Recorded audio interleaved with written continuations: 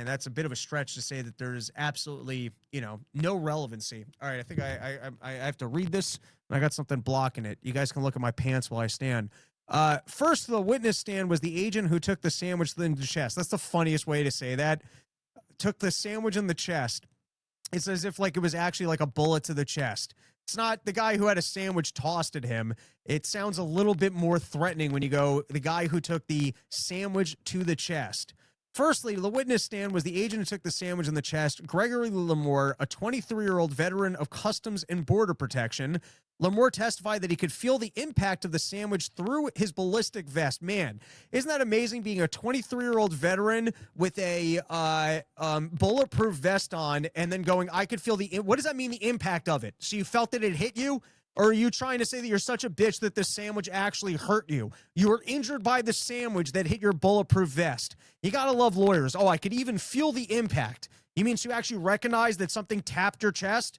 You can recognize an impact if I literally tap you with a pen. I recognize the impact.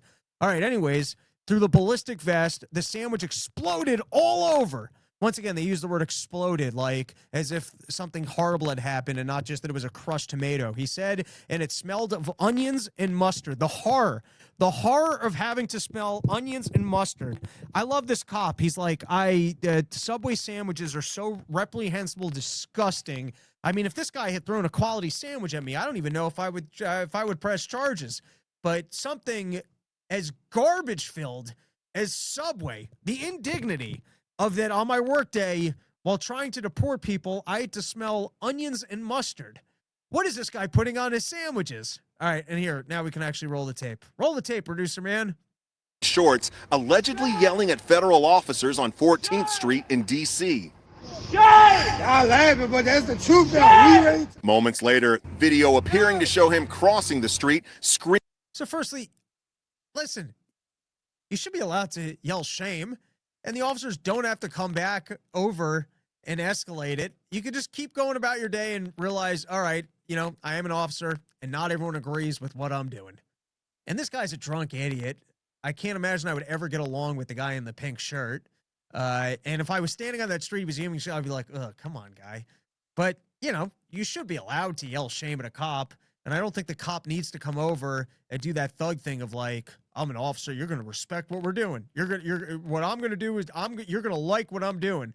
I am here to lord above you, and you are going to respect the authority of what I'm doing. All right. And so they do kind of escalate it, unless this is out of order and the guy was in his face first, then he was yelling shame afterwards. But it seems like the cops were on the other side of the street. They're yelling shame at him, and then the cops come over. He's holding the sandwich, and here's where things get heated, and he gets mustard and onions on the guy. Screaming just inches from a U.S. Customs and Border Protection officer's face. Let's go get him, bro. And then appearing to hit the officer in the chest with a foot-long...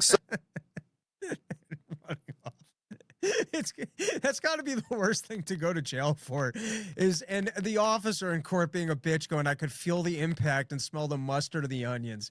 I mean, look at that. The thing basically stayed in the bag anyways. Let's go get him, bro. And then appearing to hit the officer in the chest with a foot-long Subway sandwich. I could feel the impact on my bulletproof vest, and I could smell onions. Put this guy in jail for life. Mike Tucker, mostly peaceful lunch. The sandwich is a marginalized victim of society. It's the voice